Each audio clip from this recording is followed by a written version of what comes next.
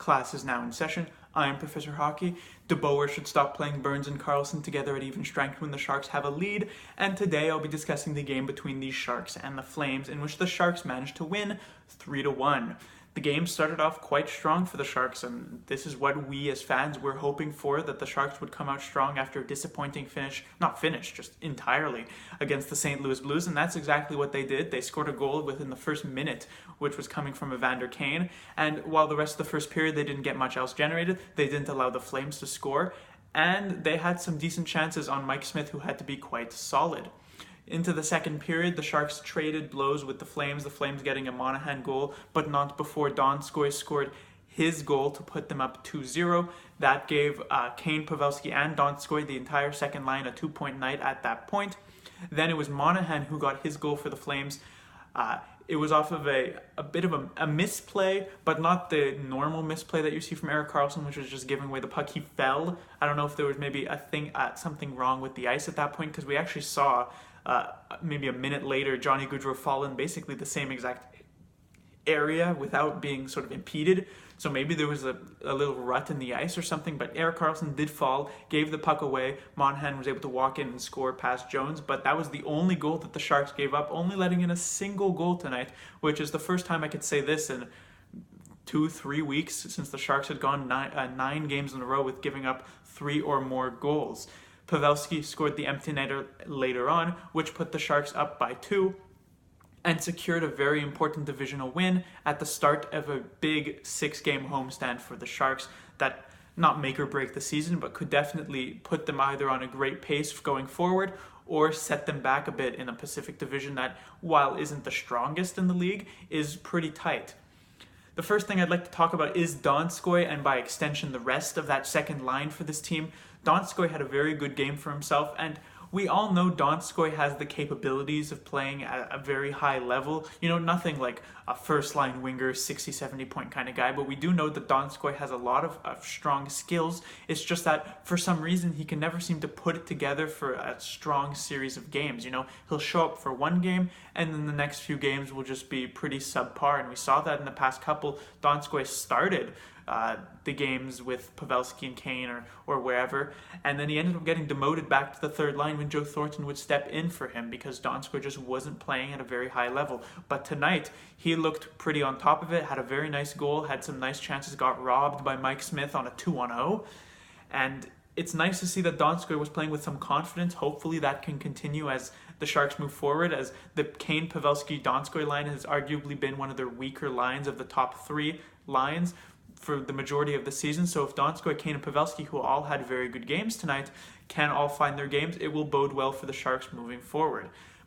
Kane, who had been someone who had been struggling for the majority of the season after those first few games, he had a very nice night on both sides of the puck, so hopefully, again, that's something that can get going forward. And Pavelski, the captain, someone who you would love to see respond after that bad performance against the St. Louis Blues, not just from him, but from the entire team in general. Great game for him, put up 3 points, got his first 2 assists of the season, and led the Sharks to this victory. Next, I'd like to talk about the D-Corps, and to start off first, I'll talk about Vlasic and Braun, who had a very, very nice game. They were tasked with shutting down the first line for the Flames, one of the better first lines in the league, Lindholm, Monahan, and Johnny Gaudreau, and they did a very good job at shutting them down. Yes, Monahan scored, but that had nothing to do with Vlasic and Braun. As I said, it was an Erik Karlsson misplay, but other than that, they prevented that top line from getting many chances. Really only in the last few minutes of the third period did Gaudreau really get anything going. Obviously, he's the best player on the Flames, at least in my opinion, definitely the most creative, and he just wasn't able to get anything going as he was constantly, and Braun in particular, I thought did a very good job at covering Gaudreau in this game. And so that top defensive pairing that has, you know, historically been so good for the San Jose Sharks in the past few years that they've played together, continued to do so tonight. Brent Burns, I'd like to highlight as well, had a very nice game defensively. He didn't get a point in this game, which is, you know, rare. Normally when you point out Brent Burns, you say fantastic game offensively, but he had a strong one defensively. He had a very nice I think he blocked a pass that was coming across the crease. Could have been an easy tap-in for the Flames, but Brent Burns got his stick in the way. So very nice defensive play there, and just all around he was quite solid. One particular thing that I think was interesting was the ice time in this game. For the defense at least. Brent Burns got his normal amount, 23-ish minutes. Vlasic and Braun also getting above 20. But Erik Karlsson, for the first time this season, did not get to the 20-minute mark. Even in some of those games where he was making mistake after mistake, Peter DeBoer stuck with him, either because the Sharks were trailing or something like that. But the Sharks had a 1-goal lead for a good portion of this game. And Erik Karlsson did not make it to 20 minutes, didn't even make it to 19 minutes. And on the other hand, Joakim Ryan, a player who was coming back his first game after being healthy scratched against the St. Louis Blues, put up one of his highest ice times in the season thus far, and in a game in which, as I said, the Sharks had a slim 1-goal lead for the majority of it, showing some confidence from DeBoer that Joakim Ryan was actually able to put up, I think, 14 and a half or so minutes of ice time, and he was quite solid during that time. So I don't know what this will mean for Erik Karlsson going forward. Maybe this was sort of the last straw that finally DeBoer is going to start maybe benching Karlsson a bit after if he makes these somewhat subpar plays, obviously leading to Monahan. But I also thought Erik Karlsson offensively, he's taking a lot of very low percentage shots. It seems like he's really keyed in on trying to get his first goal of the season, and it is ruining some of the offensive chances for the Sharks. So I don't think it was a great game for Karlsson, and maybe DeBoer agreed with me with the benching, I guess you could say, still got 19 minutes, but the benching of Erik Karlsson. Next is Joe Thornton. Thornton obviously came back from injury against the Rangers. He wasn't great that night. He wasn't that great in the next game against the Columbus Blue Jackets, but I feel like after that he really started to pick it up with that game-tying goal against the Flyers and moving forward. And it's nice to see Thornton get back, not necessarily to the level he was at prior to his injury last season, where he was, I think he had like 36 points in 47 games or something crazy like that, which was a very good number for a player his age.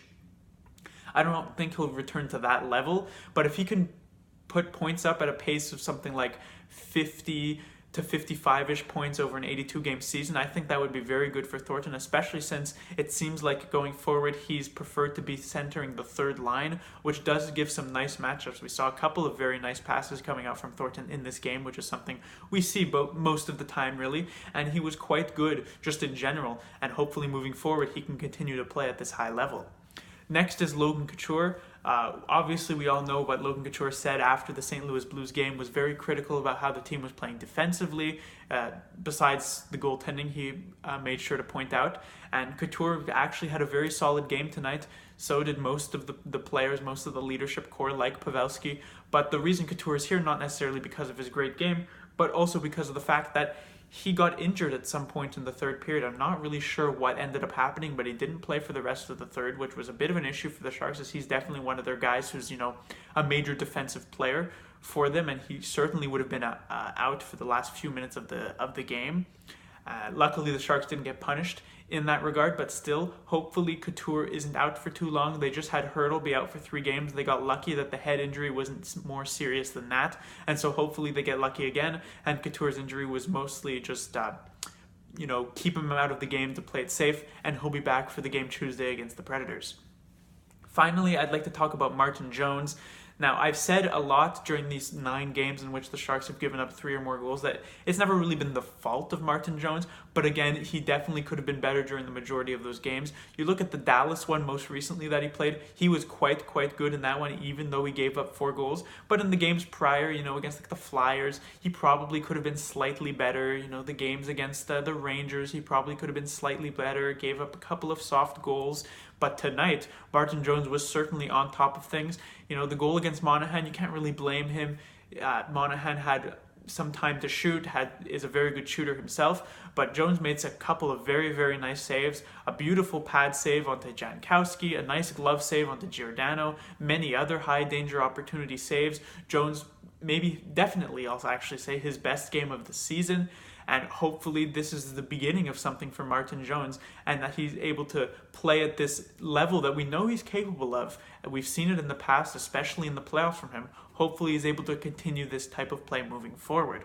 But that will do it for this review. Actually, before I close this off, I'd like to talk a bit about the officiating in this game. You remember the game against I think it was the Minnesota Wild earlier on, in which the Sharks didn't get a single power play, and so it was always sort of what goes around comes around kind of thing, and the Sharks did get a bit lucky with penalties in this game. Yes, a couple were not great on the Sharks, but you look later on in the game, Pavelski gets away with tripping up Johnny Gaudreau, at least in my opinion. Then Evander Kane gets away with a pretty clear delay of game penalty in the last minute of the game. And when that wasn't called, the Sharks went the other way within the next 10 seconds to get that empty net goal. So somewhat unfortunate for the Flames, a bit of good fortune for the Sharks, something that we haven't seen much this season. And the Sharks are able to come away with a very key 2 points against the team, or one of the few teams that are actually ahead of them in the Pacific Division race.